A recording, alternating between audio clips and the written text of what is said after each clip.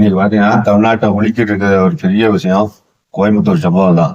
ஏதாவது எந்த பொண்ணுக்கும் ஒரு நேர்ந்தக்கூடாத ஒரு சம்பவம் வந்து அந்த கோயம்புத்தூர் பொண்ணுக்கு வந்து ஏற்பட்டிருக்கு. அதாவது இப்ப நிறைய பேர் என்ன இருக்கான், அந்த நள்ளிரவுல வந்து அந்த பொண்ணுக்கு என்ன வேலை அங்க அப்படின்னு தான் கேள்வி எழுப்புறாங்க. அது உண்மையிலே ஒரு தவறான ஒரு கருத்து. எந்த பொண்ணுக்கும் வந்து எங்கேயுமே செல்றதுக்கு உரிமை இருக்கு. அந்த விதத்துலதான் அந்த ஜோடி வந்து 11 மணிக்கு அவங்க இருந்திருக்காங்க. ஆனா இது வந்து அவங்க அவங்க அது அவங்களோட தனிப்பட்ட விஷயம். ஆனா இது வந்து போலீஸ் முழுக்க முழுக்க குறை சுலமா முடியும் அப்படின்னா கண்டிப்பா முடியாது. ஏன்னா அது இத்தனைக்கும் பாத்தீங்கன்னா அது போலீஸோட கட்டுப்பாடு கண்ட்ரோல்ல இருக்கிற இடம் சொன்னா கண்டிப்பா கிடையாது. ஏன்னா அது பகல்ல வந்து கிரிக்கெட் விளையாட அது மாதிரி இப்ப இருக்க விளையாட இருக்க மைதானமா தான் செயல்பட்டிருக்கு. நள்ளிரவு நைட்ல நேரத்துல பாத்தீங்கன்னா இப்ப மது அருந்தல் அந்த மாதிரி காதலர்கள் வந்து இருக்கிற இடம் அப்படின்னு சொல்லி அந்த இடம் வந்து அப்படிப்பட்ட ஒரு இடமா இருந்திருக்கு.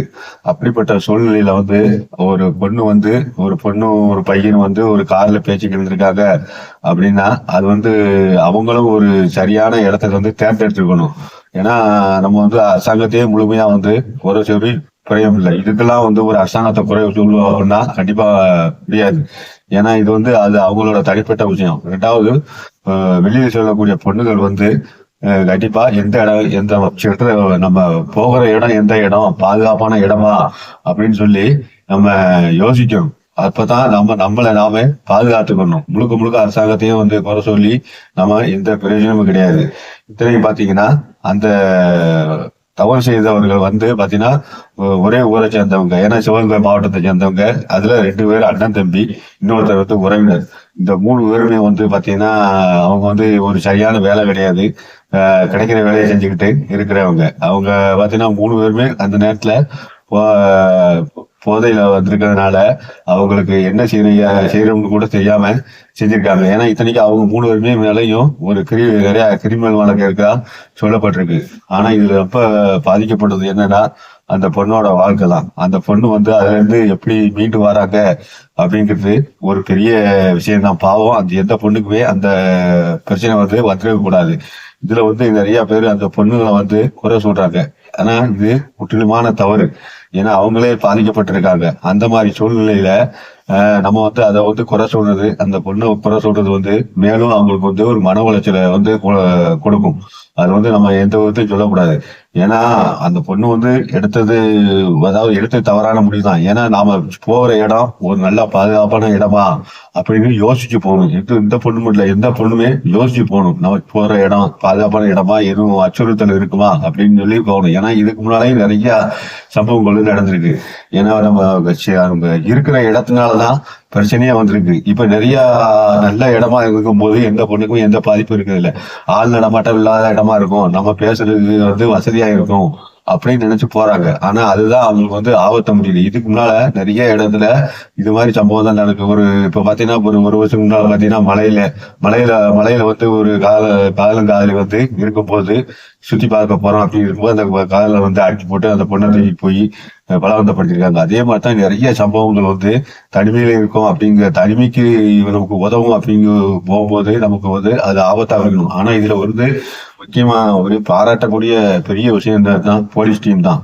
ஒரே நாள்ல அதாவது சம்பவம் நடந்து 24 மணி நேரத்துல அந்த குற்றவாளியை வந்து சுட்டு பிடிச்சது உண்மையிலேயே பெரிய பாராட்டக்கூடிய விஷயம். ஏன்னா அந்த இடத்துல வந்து எந்தவித சிசிடிவி வந்து கேமரா எதுவுமே கிடையாது. கிட்டத்தட்ட 1 கிலோமீட்டர் அளவுக்கு சுற்றளவுக்கு எந்த கேமராவுமே கிடையாது.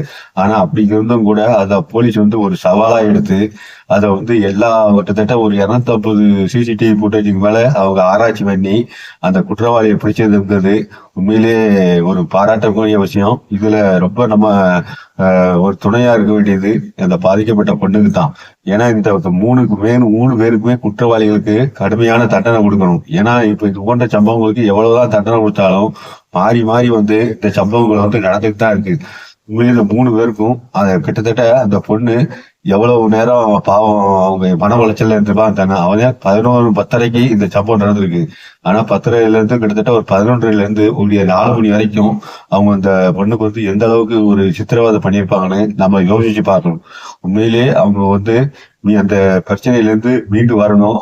நாம அந்த பொண்ணுகளை குறை சொல்றதை நிறுத்திட்டு அந்த பொண்ணுக்கு ஆதரவா இருக்கணும். அந்த பொண்ணு மேல தப்பு இருந்தாலும் கூட நாம அந்த பொண்ணு என்ன பாவம் செஞ்சு உண்மை, அதாவது யாருமே இல்லாத இடத்துல பேசிக்கிட்டு இருக்காங்க.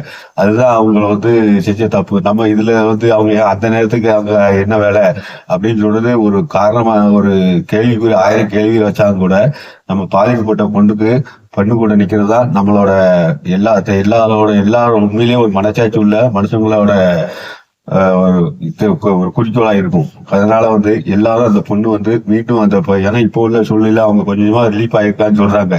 அப்படிப்பட்ட சூழ்நிலை எல்லாருமே ஒரு பொண்ணு பின்னால நின்று அவங்களுக்கு உறுதுணையா இருக்கணும். 2வது, பொண்ணுங்க இனிமேலும் அவங்க ஒரு நம்ம போற இடம் யாருமே இல்லாத இடம் நமக்கு வசதியா இருக்குன்னு சொல்லி எந்த இடத்துக்கும் போகக்கூடாது. நமக்கு பாதுகாப்பான இடமா, நாம இருக்கிற இடத்துல இருந்து நம்ம போகிற இடம் பாதுகாப்பான இடமா அப்படின்னு சொல்லி எந்த பொண்ணா இருந்தாலும் சரி, ஆனாலும் சரி, அந்த மாதிரி யோசிச்சு போய் இடத்துக்கு போனோம்னா நமக்கு எந்த அச்சுறுத்தலும் வராது.